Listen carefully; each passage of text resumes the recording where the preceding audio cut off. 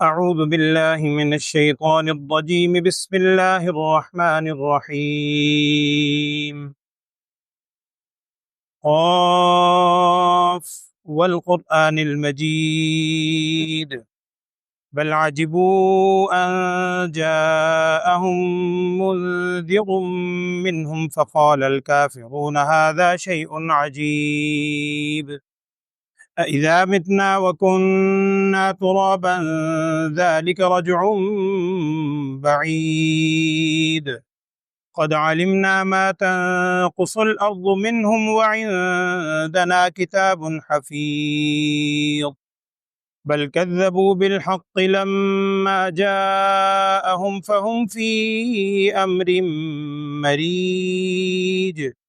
أفلم ينظروا إلى السماء فوقهم كيف بنيناها وزيناها وما لها من فروج والأرض مددناها وألقينا فيها رواسي وأنبتنا فيها من كل زوج بهيج تبصرة وذكرى لكل عبد منيب ونزلنا من السماء ماء مباركا فأنبتنا به جنات وحب الحصيد والنخل باسقات لها طلع نضيد رزقا للعباد وأحيينا به بلدة ميتا كذلك الخروج صدق الله العظيم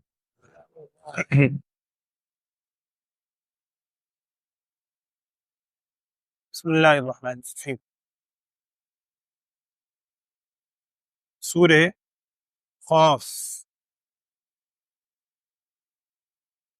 قرآن پاک کی جو 7 منزلیں ہیں عام طور پر کی جاتی ہیں، ان میں سب سے آخری منزل 7ویں منزل کا آغاز اسی صورت سے ہوتا ہے، سورہ قاف۔ الحمدللہ اللہ تعالیٰ نے 6 منزلیں پوری کروائیں۔ اللہ تعالیٰ یہ آخری منزل جو ہے اس کو بھی عافیت کے ساتھ مکمل کرنے کی توفیق دے، اللہم آمین۔ سورہ قاف مکی صورت ہے، اور پہلے یہ ہمارے سامنے بات آئی ہے کہ مکی صورتوں میں زیادہ تر مضامین عقائد کے بارے میں ہوتا ہے، اور عقیدے میں بھی 3 بنیادی عقیدے،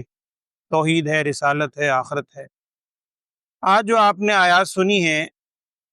اس کے اندر بھی آخرت کے حوالے سے یا مرنے کے بعد دوبارہ اٹھائے جانے کا جو ایک بنیادی عقیدہ ہے، اس حوالے سے مختلف اشکالات تھے، مختلف اعتراضات، شکوک و شبہات ہیں، ان کے حوالے سے ذکر کیا جا رہا ہے۔ اور چونکہ مکی صورت ہے، اولین اس میں اشکال کرنے والے اہل مکہ تھے، ان کا ذکر ہے۔ آغاز ہوا ہے سورہ قاف سے، سورت کا نام بھی قاف ہے۔ مشہور قول تو یہی ہے اور تقریباً متفق ہے کہ یہ قاف بھی حروف مقطعات میں سے ہے، وہ حروف جو صورتوں کے شروع میں آغاز میں آتے ہیں، جو الف لام میم ہے، یاسین ہے، طٰہٰ ہے، اسی طرح قاف ہے، نون ہے، وہ حروف مقطعات جو صورتوں کے آغاز میں آتے ہیں۔ پہلے بھی میں نے عرض کیا تھا، بعض مفسرین کا کہنا یہ ہے کہ یہ جو حروف مقطعات ہیں یہ اللہ جل شانہ کے ناموں کی طرف اشارہ ہے۔ جیسے قاف سے بعض کہتے ہیں قدیر بھی مراد ہو سکتا ہے، قادر بھی ہے، قہار بھی ہے، یہ سارے اللہ تعالیٰ کے نام ہیں، ان کی طرف بھی اشارہ ہو سکتا ہے، لیکن عمومی طور پہ ذکر یہی کیا جاتا ہے کہ واللہ اعلم بمرادہ بذالک، ان یعنی حروف مقطعات کا معنی کیا ہے، اللہ تعالیٰ ہی اس کی مراد سے واقف ہے۔ یہاں بعض حضرات نے کچھ الفاظ لکھے ہیں، میں ویسے ہی آپ سے عرض کر دیتا ہوں، اگرچہ وہ کسی تفسیر میں بھی اس کو یعنی آپ یوں کہیے کہ ایکسیپٹ نہیں کیا گیا۔ وہ یہ ہے کہ اسرائیلی روایات کے حوالے سے ذکر کیا ہے، تفسیر ابن کثیر میں بھی یہ واقعے سارے نقل کیے ہیں، اور آگے اگرچہ وہ ذکر کیا ہے کہ یہ اسرائیلی روایات۔ وہ یہ ہے کہ جی قاف، اردو میں ہم بولتے ہیں کوہ قاف، آپ نے سنا ہوگا کوہ قاف، پتہ نہیں کوئی غیر معمولی چیز، کون سا علاقہ ہے۔ تو ان اسرائیلی روایات کے مطابق اللہ جل شانہ نے یہ جو زمین بنائی ہے، ساری کائنات، اس کائنات کے ارد گرد ایک سمندر ہے، یہ کوئی صحیح روایت نہیں ہے، میں پہلے آپ سے عرض کر رہا ہوں۔ اس سمندر کے ارد گرد ایک بہت بڑا پہاڑ ہے جس کا نام قاف ہے، دوسرے لفظوں میں کوہ قاف۔ اس پہاڑ نے گھیر رکھا ہے، اس پہاڑ کے اوپر پھر بلندی پر آسمان ہے۔ اسی طرح ہر زمین کا، چونکہ 7 زمینیں ہیں 7 آسمان ہیں، ہر زمین کے ساتھ یہی معاملہ ہے۔ وہ بڑی لمبی روایت ہے، اس میں کیا باتیں نقل کی ہیں، رطب و یابس، لیکن میں نے آپ سے عرض کیا کہ ابن کثیر وغیرہ میں اس کو نقل کیا گیا ہے، لیکن ذکر یہ کیا ہے کہ یہ بنی اسرائیل کی روایات ہیں۔ بنی اسرائیل کا مطلب ہے جو سابقہ آسمانی کتابیں، وہ کتابیں اصل شکل میں نہیں ہیں، تو کتابوں کے علاوہ جو اس میں اور باتیں نقل کی انبیاء کی طرف، وہ ویسی غلط سلط باتیں ہیں۔ اسی کو دیکھ کر کسی نے وہ کوہ قاف، آج کل ہمارے یہاں نکالے کہ جی کوہ قاف میں وہ پتہ نہیں جنات کا بسیرا ہے اور کیا ہے، اور پتہ نہیں کہانیاں بنائی ہوئی ہیں۔ قرآن و حدیث میں کہیں واضح طور پر ذکر نہیں ہے۔ یہ جو لفظ قاف ہے، اس سے مراد وہی حروف مقطعات ہی ہیں۔ یہی ہمیں ایمان بھی رکھنا ہے کہ حروف مقطعات ہیں، قاف انہی میں سے ایک حرف ہے۔ آگے الفاظ ہیں والقرآن المجید۔ پہلے یہ بات آئی ہے کہ واو اگر ابتدا میں آئے عام طور پر قسم کے معنی میں ہوتا ہے، جیسے آپ پڑھتے ہیں والعصر، قسم ہے زمانے کی، والتین، قسم ہے انجیر کی۔ اسی طرح والقرآن المجید، قسم ہے اس قرآن کی جو بڑا ہی مجید، یعنی برکت والا ہے، عزت والا ہے، بزرگی والی کتاب ہے، اس قرآن کی قسم۔ اب آگے ان کفار کا ایک سوچ ذکر کی ہے، عقیدہ بھی کہہ سکتے ہیں آپ، ان کا ایک نظریہ ہے۔ وہ کیا کہا کرتے تھے؟ بل عجبوا ان جاءهم منذر منهم فقال الكافرون هذا شيء عجیب۔ دو یہاں پر ان کے اعتراضات کہہ لیں، ان کے خیالات کہہ لیں، ان کا ذکر ہے۔ ایک تو وہ یہ کہتے تھے کہ جی یہ قرآن جو اترا ہے، یہ ہم میں سے ہی ایک شخص میں سے قرآن اترا ہے، اور پیچھے آپ سن چکے ہیں، مجھے اس وقت وہ ایگزیکٹ اس کا حوالہ یاد نہیں ہے، قرآن کی ایک جگہ آیت آتی ہے وَقَالُوا لَوْلَا نُزِّلَ هَذَا الْقُرْآنُ عَلَى رَجُلٍ مِّنَ الْقَرْيَتَيْنِ عَظِيمٍ۔ وہ کہتے تھے قرآن اگر اترنا تھا تو یہ قریتین، دو قریے علاقے ان کے نزدیک مشہور تھے، ایک مکہ اور ایک طائف، اور بعض کتابوں میں نام بھی لکھے ہیں ان سرداروں کے۔ وہ کہتے تھے کہ جی مکے کے فلاں سردار پہ اترتا، طائف کے فلاں سردار پہ اترنا چاہیے تھا، جو بڑے بڑے سردار ہیں، مشہور آدمی ہیں، مالدار ہیں، بڑا ان کا روب داب ہے۔ یہ مکہ مکرمہ میں ایک یتیم ہستی ہے محمد ابن عبداللہ، وہ تو یہ کہتے تھے محمد صلی اللہ علیہ وسلم، ان پر کیوں اترا؟ یہ ان کا اشکال تھا۔ اور دوسرا اعتراض مرنے کے بعد اٹھائے جانے پر تھا کہ کیا جب ہم مٹی میں مل جائیں گے، سب کچھ ہو جائے گا، تو ہمیں دوبارہ اٹھایا جائے گا؟ یہ کیسے ممکن ہے؟ اور اعتراض وہ یوں کیا کرتے تھے کہ دیکھیں مرنے کے بعد جب انسان کے اجزاء مٹی میں مل جاتے ہیں، اور اگر تصور یعنی ان لوگوں کا بھی رکھا جائے جو دفناتے نہیں ہیں، جلا دیتے ہیں، ابھی بہت سی قومیں ایسی ہیں جو جلا دیتے ہیں اور سب کچھ کرتے ہیں، تو جلانے کے بعد بھی راکھ ہے، اڑاتے ہیں، جو بھی کرتے ہیں، وہ آخر آنا تو اس میں مٹی میں ہی ملنا ہے۔ تو مٹی میں اس کے بہت سے اجزاء ملتے ہیں، تو مٹی میں ملنے کے بعد کچھ مٹی بن گئے، کچھ اجزاء دوسرے ہوئے، تو یہ سارے اجزاء کو اللہ تعالیٰ کیسے دوبارہ زندہ کرے؟ یہ ہماری سمجھ میں نہیں آتا۔ حالانکہ اگر دیکھا جائے نا، تو یہ جس پہ تعجب ذکر کر رہے ہیں نا، ھذا شیء عجیب ذالک رجع بعید، اصل تعجب ان کی دماغ پر ہے، ان کی سوچ پر ہے کہ اللہ کے بندوں، یہ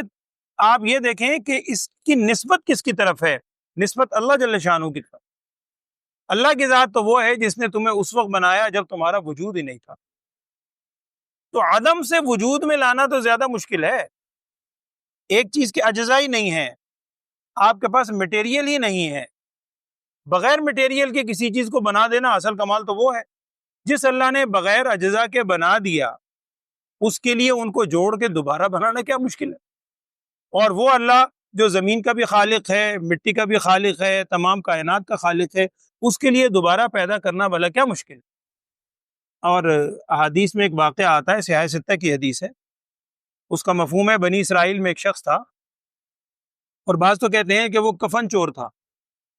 عربی میں اس کو نباش کہتے ہیں، کفن چرایا کرتا تھا، واللہ والا چور تھے ہی نہیں، گناہ گار آدمی تھا، بڑا بد کردار۔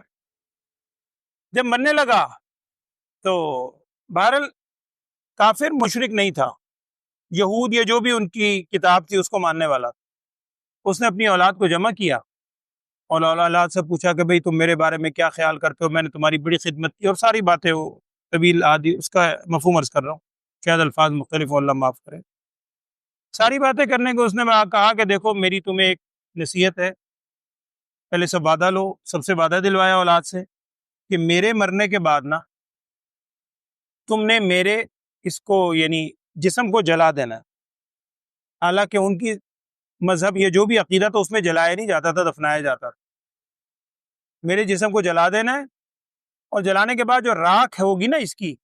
اس راکھ کو مختلف جگہوں پر، کسی کو دریا میں بہا دینا، کسی کو کہیں ہوا میں اڑا دینا، کسی کو دور علاقے میں دفنا دینا، کسی کو کچھ کرنا، یعنی بالکل وہی جیسے الگ الگ بکھیر دینا۔ خیر اب وہ اولاد بھی حیران پریشان کہ جی باپ نے عجیب ہمیں وصیت کی۔ بہرحال واقعہ چونکہ سیاہ ستہ میں موجود ہے، میں اس لیے عرض کر رہا ہوں، مفہوم اس کا۔ جب وہ سارا کچھ ہو گیا، راکھ بھی بکھیر دی، مر گیا، دنیا سے رخصت ہو گیا، اب اللہ جل شانہ کے حضور جب حاضر ہوا یا حاضر ہوگا، چونکہ حدیث میں ہے، اللہ حضور صلی اللہ علیہ وسلم کو بتلا دیا گیا، اللہ جل شانہ اس کے سارے اجزاء جمع کیے، اللہ کے لیے کیا مشکل ہے، سارے اجزاء جمع کیے اور اس سے پوچھا کیا بندے تو نے ایسا کیوں کیا؟ تو لکھا ہے اس نے جواب میں یہ کہا کہ اللہ میں نے تیرے خوف سے کیا، میرے دل میں یہ آیا کہ ساری عمر میں نے جس میں گزاری ہے عمل میں، بظاہر میرے پلے تو ہے کچھ بھی نہیں، یہ دل میں آیا کہ کسی طرح میں تیرے ہاتھ آنے سے بچ جاؤں، تیرے ہتھے نہ چڑھوں آسان زبان میں، تو میں نے اس لیے یہ پلاننگ کی کہ میری راکھ ادھر بکھیر دی جائے تاکہ تو نعوذ باللہ، جیسے وہ کہتے تھے کون دوبارہ ایسے اٹھائے گا، کیسے ممکن ہے؟ تو اس واقعے میں لکھا ہے کہ اللہ جل شانہ نے صرف اس بنیاد پر کہ تیرے دل میں میرا خوف تھا، تجھے یہ احساس تھا کہ ایک ہستی ہے، اگر اس نے مجھے قابو کر لیا تو میری خیر نہیں، اسی دل میں خیال کی وجہ سے اللہ تعالیٰ نے اس کو بخش دیا، جا تجھے معاف، وہ بے نیاز ہے۔ لیکن میں واقعی اس لیے عرض کر رہا ہوں کہ یہ اجزاء کا بکھر جانا،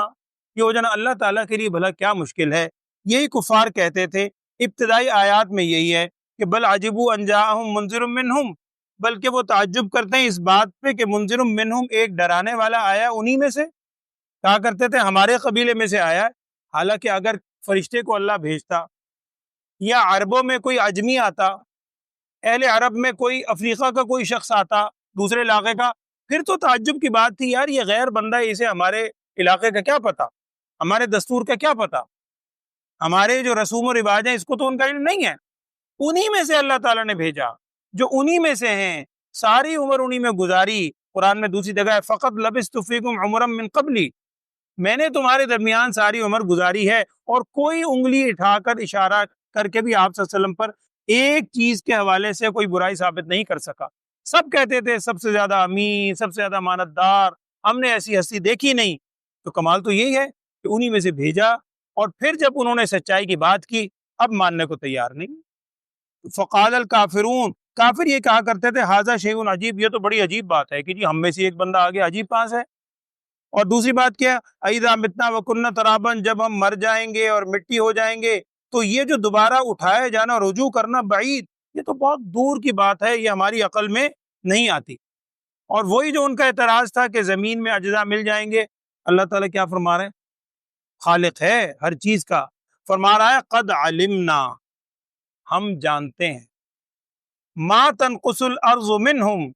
اس چیز کو جو زمین میں ان میں سے کمی کی ہے، جو اجزاء زمین میں ادھر ادھر مل گئے ہیں نا، کچھ زمین میں شامل ہو گئے، کچھ کہیں شامل ہو گئے، ہمیں سب علم۔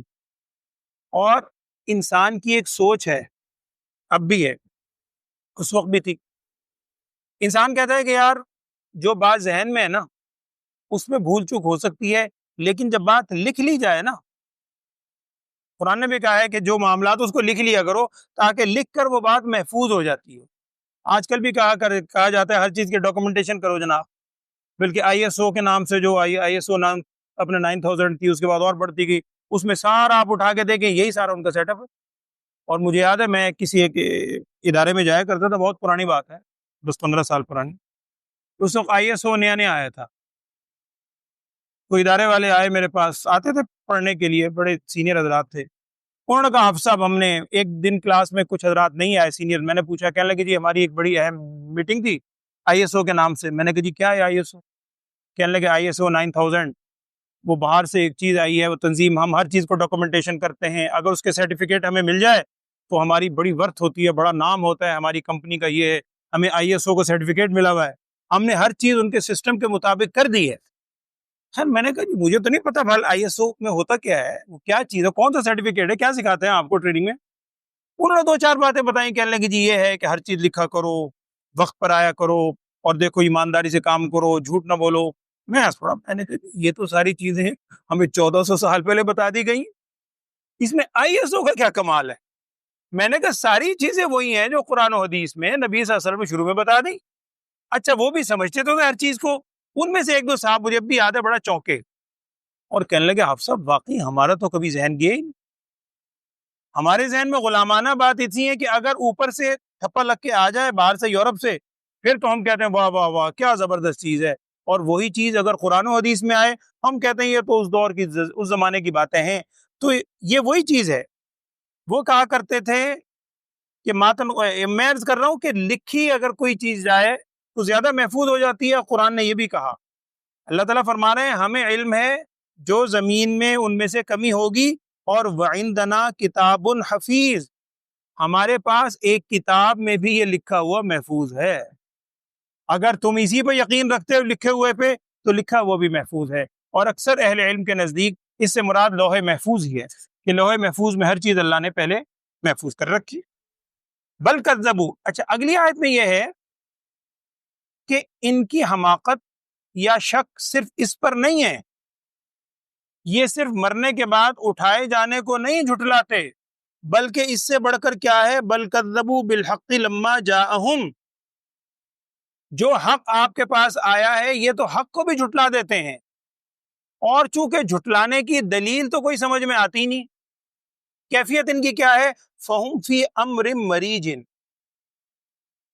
یہ ایک ایسی بات میں ہے جس نے ان کو بڑا پریشان کیا ہوا ہے، یعنی ان کو کچھ سمجھ نہیں آتا، الجھے ہوئے ہیں، ایک الجھے ہوئے معاملے میں پڑے ہوئے ہیں۔ کبھی کہتے ہیں کہ جی یہ جادوگر ہیں، کبھی کہتے ہیں نہیں نہیں جادوگر نہیں ہے، یہ تو کوئی نعوذ باللہ دیوانہ آدمی ہے، استغفر اللہ، کبھی کہتے ہیں کہ جی کچھ ہے، کبھی کچھ کہتے ہیں، انہیں خود سمجھ نہیں آ رہی کہ ہم اس کو جھٹلائیں تو کیسے جھٹلائیں،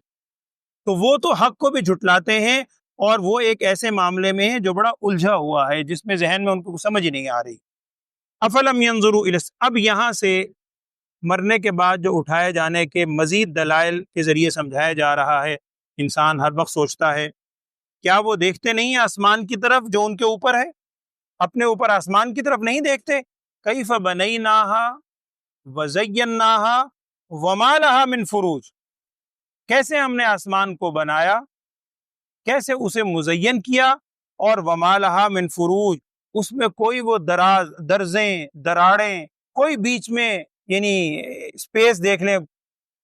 کھلی ہوئی چیز بالکل محسوس نہیں کرتے۔ اور آج کی سائنس تو خیر بہت آگے تک جا کے یہ اس چیز کو ہمارے لیے اور آسان کر دیا ہے، تفصیل کا موقع نہیں، آپ مجھ سے زیادہ جانتے، سائنس ہمیں بتلاتی ہے آج کل کہ جس کہکشاں میں ہم گلیکسی میں اس وقت موجود ہیں یہ تو کچھ بھی نہیں، یہ تو پوری کائنات کا اس وقت جو یعنی چیزیں سامنے آ چکے ہیں سائنسی طور پر، ہماری کہکشاں سے اس گلیکسی کے کونے میں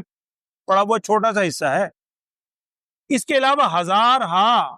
کائنات اور ہیں، اس زمین سے بڑی بڑی، زمین کی حیثیت ہے کچھ نہیں، سورج کی کیا حیثیت ہے، سورج سے زیادہ روشن چیزیں موجود ہیں، تو کیا وہ دیکھتے نہیں ہیں آسمان کو جو ان کے اوپر ہے، کیسے ہم نے اسے بنایا، اسے مزین کیا، وما لہا من فروج، اور اس میں کوئی درزیں نہیں ہیں، اور یہ تو آسمان، بل ارضا، ذرا زمین کو دیکھ لو، مددناہا، ہم نے زمین کو کیسے بچھایا، پھیلایا، والقینا فیہا رواسی، اور ہم نے اس زمین میں پھر بھاری بوجھ،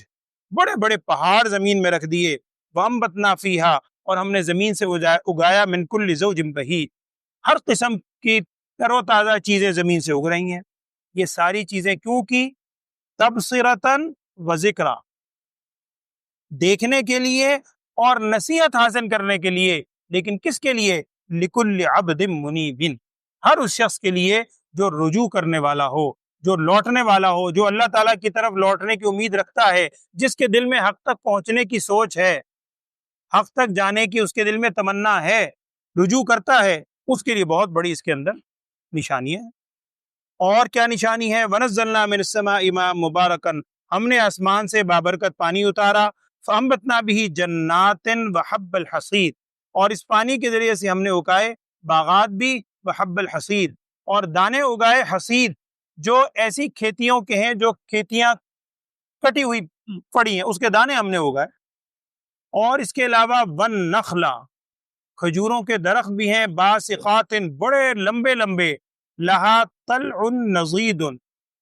ان کے خوشے کیسے ہیں؟ نضید، تہ بتہ۔ اور یہ کھجوروں والے یہ علاقے آپ کے علاقے میں ہوگا، ہم نے تو صرف سنا ہے۔ ایک ہمارے استاد فرمایا کرتے تھے اسی علاقے میں، ڈیرہ اسماعیل خان وغیرہ میں، پتہ نہیں جگہ کا مجھے نام نہیں، وہ عبد الحکیم یہ کیا نام بھی لیتے تھے، وہ فرمایا کرتے تھے کہ وہاں میں نے کسی سے پوچھا، وہ حضرت مجھے تو اتفاق نہیں ہوا، آپ جانتے ہوں گے، کہنے لگے ویسے ہی میں نے پوچھا کہ جی ایک خوشہ جو ہوتا ہے اس میں کتنی کی کھجور ہوگی؟ کہنے لگے، انہوں نے کہا 15 سے 20 کلو عام کھجور ہوتی ہے ایک خوشے میں، 15-20 کلو کے قریب ایک خوشے میں کھجور ہے۔ اور یہ تو ایک علاقے کی بات ہے، اور عرب میں خیبر کی کھجور بہت مشہور تھی، خیبر میں کہتے ہیں ہزارہا اقسام ہیں کھجور۔ تو والنخلا، اللہ نے کھجور کے درخت اٹھائے، پیدا کیے، باسقات، لمبے، لہا طلع نضید، ان کے خوشے ہیں تہ بتہ، رزقا للعباد، یہ ساری بندوں کے لیے رزق کے لیے اللہ نے اتارا۔ اور واحینا بہ بلدۃ میتا، اور ہم نے زندہ کیا اسی طرح بلدۃ میتا، ایک مردہ شہر کو۔ مردہ شہر کا مطلب یہ زمین ہے بالکل بنجر ہے، خشک ہوئی بھی ہے، ذرا اللہ کی طرف سے پانی پڑا، بارش ہوئی، اس زمین میں گویا جان پیدا ہو گیا۔ ہم صبح و شام یہیں اپنے ہاں مشاہدہ کرتے ہیں، درخت بالکل مٹیوں ہوئے میں، سوکھے ہوئے، ذرا بارش ہو باقاعدہ آپ کو محسوس ہوگا کہ ہر چیز کھلی کھلی نظر آتی ہے آپ۔ تو یہ اللہ تعالیٰ کی نشانیاں ہیں۔ کذالک الخروج، اللہ تعالیٰ فرما رہے ہیں کہ جو اللہ اس طرح سارا کچھ کر سکتا ہے، کذالک الخروج، ایسے ہی مرنے کے بعد نکالنا بھی ہوگا، تم بھی ایسے ہی نکالے جاؤ گے۔ تو یہ جو شک کر رہے ہو مرنے کے بعد کیسے اٹھائے جاؤ گے، یہ بالکل غلط۔ ترجمہ پڑھیے، اعوذ باللہ من الشیطان الرجیم، بسم اللہ الرحمن الرحیم۔ قاف والقرآن المجید، قاف حروف مقطعات میں سے، اللہ جانتا ہے اس کے کیا معنی ہے۔ والقرآن المجید، قسم ہے اس قرآن کی جو بڑی بزرگی والا ہے۔ بل عجبوا ان جاءہم منذر منہ، بلکہ وہ انہوں نے تعجب کیا اس بات پر کہ آیا ایک ڈرانے والا انہی میں سے، آپ صلی اللہ علیہ وسلم اس پر تعجب کرتے ہیں۔ فقال الکافرون، کافروں نے یوں کہا، ھذا شیء عجیب، یہ تو بڑی عجیب بات ہے کہ ہم میں سے ہی ایک شخص آ گیا، اور اگر آنا ہی تھا تو ہمارے سرداروں پر آتا، نعوذ باللہ۔ اذا متنا وکننا ترابا، کیا جب ہم مر جائیں گے اور مٹی ہو جائیں گے، ذالک رجع، تو یہ ہم رجوع کریں گے دوبارہ، بعید، یہ رجوع ہونا تو بہت دور کی بات ہے، ہماری سمجھ میں نہیں آتی۔ اللہ تعالیٰ فرما رہے ہیں کہ یہ جو سب کہتے ہیں سمجھ میں نہیں آتی، زمین میں چیزیں مل جائیں گی، رل مل جائیں گی، تو سنو، قد علمنا، بے شک ہم جانتے ہیں، ما تنقص الارض منہم، جو چیز زمین میں سے ان میں کم ہو جاتی ہے، جو زمین میں کمی آئے گی، جو زمین میں مل گئی، اجزاء ادھر ادھر ہو گئے، ہم سب کو جانتے ہیں۔ وعندنا کتاب حفیظ، اور نہ صرف ہم جانتے بھی ہیں، ہمارے پاس ایک کتاب میں یہ چیز محفوظ بھی ہے، ہر چیز لکھی ہوئی ہے۔ بل کذبوا بالحق لما جاءہم، اور یہ لوگ صرف آخرت کے بارے میں انکار نہیں کر رہے، بلکہ یہ تو جھٹلاتے ہیں اس حق کو بھی جب ان کے پاس آتا ہے۔ فہم فی امر مریج، یہ ایسے معاملے میں پڑے ہوئے ہیں جنہوں نے ان کو الجھا دیا ہے، سمجھ نہیں آ رہی کہ اب انکار کیسے کریں۔ افلم ينظروا الى السماء فوقهم، کیا وہ نہیں دیکھتے آسمانوں کی طرف جو ان کے اوپر ہیں، کہ کیف بنیناہا، کیسے ہم نے اسے بنایا، وزیناہا، اور اسے مزین کیا، وما لہا من فروج، اور اس میں کوئی رخنا دراز اپنے درزے نہیں دیکھتے۔